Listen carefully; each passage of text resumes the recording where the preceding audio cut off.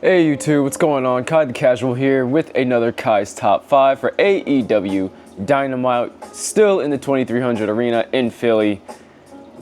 Catching a little bit of FOMO because I wish I was there, but it's okay. Also, sorry if I look a little bit sleepy during this video. You know I like staying up to record these videos for you guys, but it's been a long day. I have had no nap time today. So this video should be sponsored by Taco Bell and the Baja Blast that I'm drinking right over there. But anyway, you're not here to hear me talk about Taco Bell. You are here for AEW Dynamite. See, look, I'm slurring my speeches. I am sleepy. You're here for my AEW Dynamite review and my top 5. But of course, we have honorable mentions. I have plenty of honorable mentions for tonight. Let me get them through them very quickly. We had an interview with Renee Paquette with Willow Nightingale. And after they're done, wrapped up, Harley Cameron comes up with her guitar. As a fellow acoustic guitarist, I love to see it. And Harley wants Willow to join Chris and her team. But we all know that Chris Statlander and Willow have had issues. They're kind of frenemies right now. And Willow warns Harley to be careful, because I know she can stab people in the back. So she asks her to be careful around her. And despite having a kitten drawn on my face, as good as that sounds, she denies the request. So we'll see what happens in the future. A couple other promos that happened tonight. We had Hook cutting a promo saying Samoa Joe explained why he, replaced his spot with Shibata, and things move on. He's an athlete. He understands, when the time is up, the time is up. So he gets it. And so now he's on this journey on his own. Or is he? We'll keep an eye on that. MJF had a hilarious but also still heelish promo on Mark Briscoe about his appearance on Collision right after getting married. And he had apparently told his wife, listen, I've got to go to Collision to do this because I was married to this game before I was married to you, which is so savage. Again, go see the whole promo. I can't speak for all of that. Just go see the whole thing. A couple other notes. We have a tournament on Collision going down to determine the next challengers, for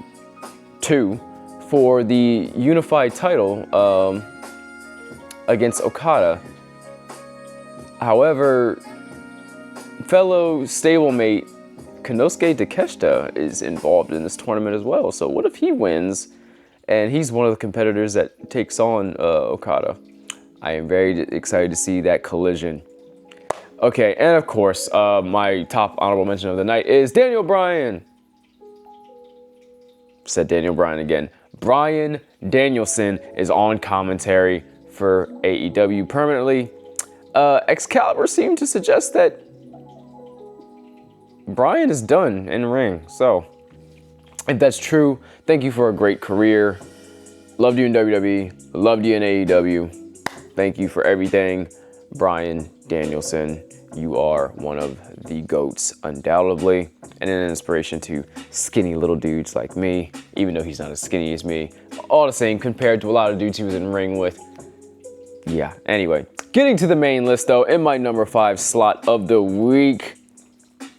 Y'all might not like me for this one, but I actually put the Philly street fight between Sky Blue and the AEW Women's Champion, Toni Storm, on this spot. Just because. And look, I was still entertained. Okay, again, we keep it casual around here. I'm not going to criticize too much. But when you're getting stapled in the booty and the tetas and unmentionables, that should be sold like evil death. Like, I'm sorry. Like, it took me out of it a little bit. I still had fun.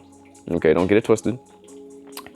But yeah, sell that more, ladies. It was still a good match. It was still fun. And Toni Storm came out on top until the rest of Triangle of Madness. Thekla, however I'm supposed to say that, excuse me. I believe it's Tekla, but I think you can say it Thekla too. Anyway, Thekla comes out along with Julia Hart, and they start beating on her. Jamie Hayter comes out for the save. They're still all around, and Tekla stays on top, and she poses with the belt and does her little crazy spider pose on Toni Storm. So we'll see if that becomes a match later on, but we still have a solo match later on, but we still have a 4-way to get to, so can't wait to see that. In my number 4 slot this week, we have more ladies action. We had a tag match between Alex Windsor and Riho versus Emi Sakura, which was her being Riho's wrestling trainer in Japan, which is awesome to see a little bit of history, put into this match, right? And of course, Emi's tag team partner was the CEO, Mercedes Moné. And yeah, this was still a fun bout. It was a bit more into this than the Philly Street fight, keeping it real. And Riho got the pin on her former mentor, so you love to see it. We'll see what happens in the coming weeks leading up to All Out. In my number 3 slot for the week, we have Ricochet versus Shelton Benjamin, who had a bit of a handshake agreement that said, you leave your crew back there, I'll leave my crew back here. So no GOA and no Hurt Syndicate, just 2 crazy athletes going at it. And that's what it was. It was a banger match of 2 super athletes going at it.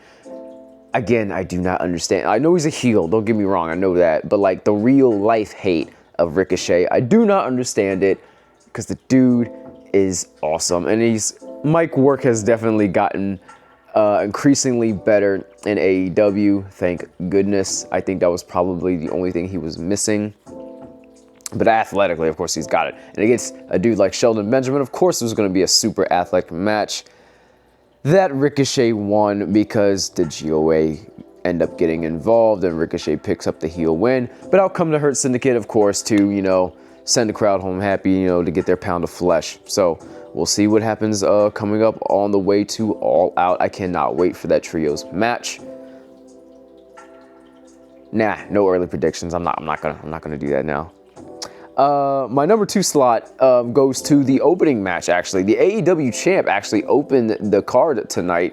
Hangman Adam Page versus Josh Alexander was just as advertised. It was a grudge match. Hard hitting, big moves. Loved everything I saw from these guys. I love Josh Alexander. I loved him in TNA when he was there. I think he left when it was still called Impact. But I'm glad he had this match because, yes, Adam Page got, he went over in the match. He won it. But sometimes matches are about showing off what people can do, and I think this was a good way to make Josh Alexander stand out from the rest of Don Callis family. So thank you for that, Tony Khan. The only thing I have historically not liked about Josh Alexander is, as he is like a legit wrestling competitor, he wears the singlet and he wears the earmuffs. I don't like those in pro wrestling. That's just me. I take you much more seriously if you did not wear those, Josh. Take them off. Unless there's actually some reason you need them, in which case just ignore this fan on the internet. I'm just a fan, okay? Aesthetically, though, I think you would look better without it. Just saying. Otherwise speaking, you were an awesome walking weapon and a good heel right now for the Don Callis family.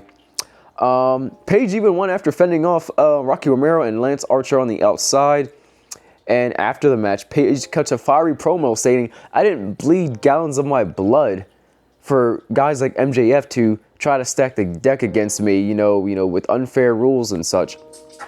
And I didn't need Kyle Fletcher, attacking me and Kenny Omega last week the way he did, and with all the backup and stuff. So let's just fight one-on-one, without any of that."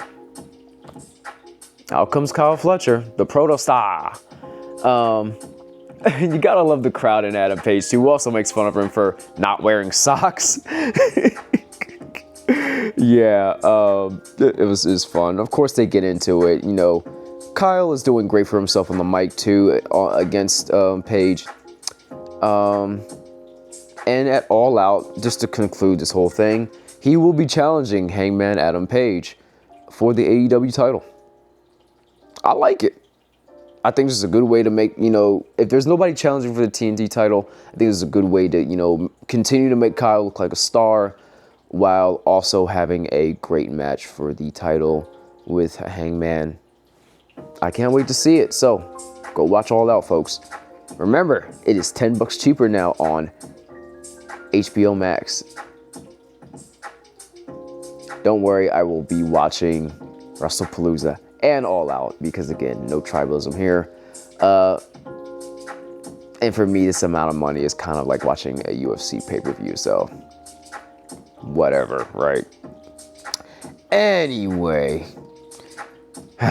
we'll talk about the cost of things another day. Still wondering if I should make a video about that, but moving on. Of course, the main event is back in the #1 slot again this week. We had a 5-on-5 50K tag match between the trios champs, the tag champs, teaming up against the Death Riders and the Young Bucks. So that's the Ops and Brodito versus the Young Bucks of the legal names of Matthew and Nicholas. What was their last name? I can't remember what it was showing, but their legal names is what showed up on the goofy part today, so that was kind of funny. All three of the male Death Riders were involved. This was a great, hard-hitting, fast-paced match. The tag action with the Bucks is exactly what you would expect. Same thing with Brodito, and the Ops and the Death Riders all have great, hard-hitting action. Everybody gets a pound of flesh in this match. That's exactly what you expect. In another heel shenanigan win, though, the Young Bucks, I believe they pinned Bandito because Matt or Nick, sorry, I don't know which twin is which. My apologies. It's easier to tell the Usos apart. Just saying, I have not memorized Nick or Matt's individual looks yet. I'm sorry, but one of them was supporting the other on the outside while pinning Bandito. So they get the scurrying away heel win, and I liked that they won this because it actually made it feel like they're being the poor jobbers now after not being the EVPs anymore. And like, okay, so now it's like, okay, what are they gonna do with this money now that they have that? So now they don't have to be broke boys anymore. They're gonna get their graphics and stuff fixed. Are they gonna get their intros? I think they already got their intros fixed when they double super kicked Justin Roberts. But good grief, I'm excited to see what they do with the money. Yeah, I'm interested in that. They got all the money too because the Death Riders just said, you know what, you're still the Young Bucks and you guys can have all the money. This isn't about the money for us. We just want to kick butt. So I like that bit of character work from them too.